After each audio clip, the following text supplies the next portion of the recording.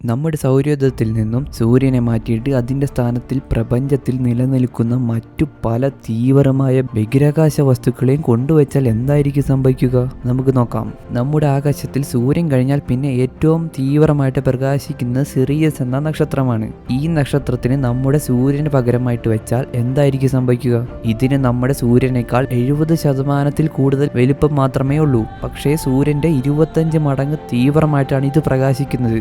ഇതിന്റെ പ്രകാശത്തിന് ചെറിയ നീല നിറമായിരിക്കും. പ്രകാശം മാത്രമല്ല, ഇതിൽ നിന്നും നമുക്ക് ലഭിക്കുന്നത് ചൂടും അതികഠിനമായിരിക്കും. കഠിനം എന്ന് പറയുമ്പോൾ ഭൂമിയുടെ ഉപരിതലത്തിന്റെ ശരാശരി താപനില 500 ഡിഗ്രി സെൽഷ്യസിൽ കൂടുതലാകും. ഏതാനും ചില മാസങ്ങൾക്കുള്ളിൽ തന്നെ കടലുകളെല്ലാം വറ്റി വരണ്ടു പോകും. ഈ ഒരു സാഹചര്യത്തിൽ ഭൂമിയിൽ നിലവിലുള്ള ഒരു തരത്തിലുള്ള ജീവനും നിലനിൽക്കാനാകില്ല. രാത്രി ആകാശത്തിലെ ഏറ്റവും തിളക്കമേറിയ നക്ഷത്രങ്ങളിൽ ഒന്നാണ് ആക്ടുറസ് സ്റ്റാർ. ഇതൊരു വലിയ റെഡ് ജയന്റ് നക്ഷത്രമാണ്. സൂര്യന്റെ 25 മടങ്ങ് വ്യാസമുണ്ട് ആക്ടുറസിന്. പക്ഷേ മാസ് സൂര്യനേക്കാൾ 20% മാത്രമേ കൂടുതലുള്ളൂ. അതിനാൽ തന്നെ ഗ്രഹങ്ങളുടെ ഭ്രമണപഥത്തിന് ഒന്നും സംഭവിക്കില്ല. എന്നാൽ ഇതിന് നമ്മുടെ സൂര്യന്റെ 170 മടങ്ങ് പ്രകാശ തീവ്രതയുണ്ട്. ഇതിനെ നമ്മുടെ സോളാർ സിസ്റ്റത്തിൽ സൂര്യന് പകരമായിട്ട് വെച്ചാൽ ആകാശത്തിൽ നിറഞ്ഞു നിൽക്കുന്ന വലിയൊരു ചുവന്ന നക്ഷത്രത്തിനെ കാണാം. നീല നിറത്തിന് പകരം ആകാശം മുഴുവൻ ചുവന്ന നിറമായിരിക്കും. ഭൂമിയുടെ ഉപരിതലത്തിലുള്ള ജലം മുഴുവൻ ഏതാനും ചില ആഴ്ചകൾക്കുള്ളിൽ തന്നെ വറ്റി വരണ്ടു പോകും. സസ്യലതാദികളെല്ലാം കരിഞ്ഞുണങ്ങി ഭൂമി മുഴുവൻ ഒരു വലിയ മരുഭൂമിയായിട്ട് മാറും. സൂര്യാസ്തമയം സൂര്യോദയം ഒക്കെ കാണാൻ അതിമനോഹരമായിരിക്കും. പക്ഷേ അത് കാണാൻ ഭൂമിയിൽ യാതൊരു തരത്തിലുള്ള ജീവനും ഉണ്ടായിരിക്കില്ല. എന്ന് മാത്രമല്ല, ഭൂമിയുടെ ശരാശരി താപനില 1000 ഡിഗ്രി സെൽഷ്യസിൽ കൂടുതലാകും. കാലക്രമേണ ആർച്ചുറസ് വലിപ്പം വെക്കുകയും പതിയെ ഭൂമിയെ മുഴുവൻ വിഴുങ്ങുകയും ചെയ്യും.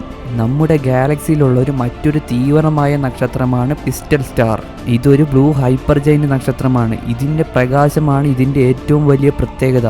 നമ്മുടെ സൂര്യനേക്കാൾ 33 ലക്ഷം മടങ്ങ് തീവ്രതയിലാണ് ഇതിൽ നിന്നും പ്രകാശം പുറത്തു വരുന്നത്. നമ്മുടെ ഗാലക്സി മിൽക്കി വേയിൽ തന്നെ ഏറ്റവും തിളക്കമുള്ള നക്ഷത്രങ്ങളിൽ ഒന്നാണ് പിസ്റ്റൽ സ്റ്റാർ. ഇതിന് സൂര്യന്റെ 30 മടങ്ങ് മാസമുണ്ട്. ഇതിനെ സൗരയൂഥത്തിൽ വെച്ചാൽ ആദ്യത്തെ 4 ഗ്രഹങ്ങൾ ഉണ്ടായിരിക്കില്ല. അതായത് മെർക്കുറി, വീനസ്, എർത്ത്, മാസ്. കാരണം ഇതിന്റെ റേഡിയസ് എന്നത് ഏകദേശം 30 കോടി കിലോമീറ്റേഴ്സ് ആണ്. അപ്പോൾ ആദ്യത്തെ 4 ഗ്രഹങ്ങളും ഈ നക്ഷത്രത്തിന്റെ ഉള്ളിലാകും. ഈ നക്ഷത്രത്തിനെ കാണാൻ ആരും ഉണ്ടായിരിക്കില്ല. എങ്കിലും ഈ നീല നക്ഷത്രത്തിനെ കാണാൻ വളരെ മനോഹരമായിരിക്കും. പ്രപഞ്ചത്തിൽ നിലനിൽക്കുന്ന വളരെ മാരകമായ ചില ബഹിരാകാശ വസ്തുക്കളിൽ ഒന്നാണ് ന്യൂട്രോൺ നക്ഷത്രങ്ങൾ. ന്യൂട്രോൺ സ്റ്റാർസിന്റെ വലുപ്പം എന്നത് വെറും 10-15 കിലോമീറ്റേഴ്സ് മാത്രമായിരിക്കും. ചില ഉൽക്കകൾക്ക് പോലും അതിനേക്കാൾ വലുപ്പമുണ്ട്. പക്ഷേ വലുപ്പം കണ്ട് ഇവയെ നിസ്സാരമായിട്ട് കരുതരുത്. ന്യൂട്രോൺ സ്റ്റാർസിൽ നിന്നും ഒരു സ്പൂൺ പദാർത്ഥം കോരിയെടുത്താൽ അതിന്റെ ഭാരം എന്നത് 400 കോടി ടൺ ആയിരിക്കും.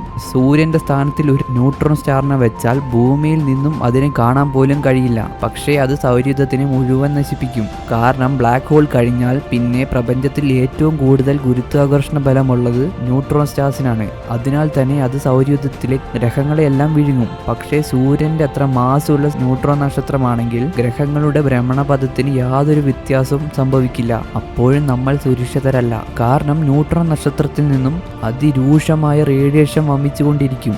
ഈ റേഡിയേഷൻ കാരണം ഭൂമിയുടെ അന്തരീക്ഷം മുഴുവൻ പൂർണ്ണമായും നശിക്കും. എന്നാൽ ഈ ന്യൂട്രോൺ സ്റ്റാർ ഒരു മാഗ്നറ്റർ ആണെങ്കിലോ? അത്യധികം ശക്തമായ മാഗ്നറ്റിക് ഫീൽഡ് ഉള്ള ന്യൂട്രോൺ നക്ഷത്രങ്ങളാണ് മാഗ്നറ്റാർസ്. ശക്തമെന്ന് പറയുമ്പോൾ ഒരു മാഗ്നറ്റാറിന് ഭൂമിയുടെ മാഗ്നറ്റിക് ഫീൽഡിന്റെ 100 ലക്ഷം കോടി മടങ്ങ് ശക്തമായ മാഗ്നറ്റിക് ഫീൽഡ് ഉണ്ടായിരിക്കും. ഇത്തരം ഒരു മാഗ്നറ്റാറിനെയാണ് സൂര്യന്റെ സ്ഥാനത്തിൽ വെക്കുന്നതെങ്കിൽ ഇതിൽ നിന്നും വലിയ തോതിലുള്ള ഊർജം പുറത്തു വരുന്നത് കൊണ്ട് ഈ ഊർജം വന്ന് ഭൂമിയിൽ പതിക്കുകയാണെങ്കിൽ ഭൂമി മുഴുവൻ തവിട് പൊടിയാകും. അതിശക്തിശാലികളായ മാഗ്നറ്റാർസിനെ പോലും തോൽപ്പിക്കാനാകാത്ത ഒരേ ഒരു ബഹിരാകാശ വസ്തു മാത്രമേ നമ്മുടെ പ്രപഞ്ചത്തിലുള്ളൂ. അതാണ് ബ്ലാക്ക് ഹോൾസ്. പ്രകാശത്തിന് പോലും രക്ഷപ്പെടാനാകാത്ത അത്ര ശക്തമായ ഗുരുത്വാകർഷണ ബലമുള്ള വസ്തുക്കൾ നമ്മുടെ സൂര്യന് പകരം സൂര്യന്റെ അത്ര തന്നെ മാസുള്ള ബ്ലാക്ക് ഹോളിനെ വെച്ചാൽ സൂര്യപ്രകാശം നഷ്ടമാകുമെന്നല്ലാതെ സൗരയൂഥത്തിൽ മറ്റൊന്നും തന്നെ സംഭവിക്കില്ല. കാരണം ബ്ലാക്ക് ഹോളിന്റെ വളരെ അടുത്ത് പോയാൽ മാത്രമേ അതിൽ നിന്ന് രക്ഷപ്പെടാൻ പറ്റാത്ത രീതിയിൽ അകപ്പെടുകയുള്ളൂ. ഈ ബ്ലാക്ക് ഹോൾ സൂര്യന്റെ അത്ര വലുപ്പമുള്ളതാണെങ്കിൽ മണിക്കൂറുകൾക്കുള്ളിൽ തന്നെ നമ്മുടെ ഭൂമി ബ്ലാക്ക് ഹോളിന്റെ ഉള്ളിലാകും. അങ്ങനെ ഉള്ളിലേക്ക് പ്രവേശിക്കുന്ന സമയത്ത് ഭൂമി മൊത്തം പൊടിഞ്ഞു പോകും.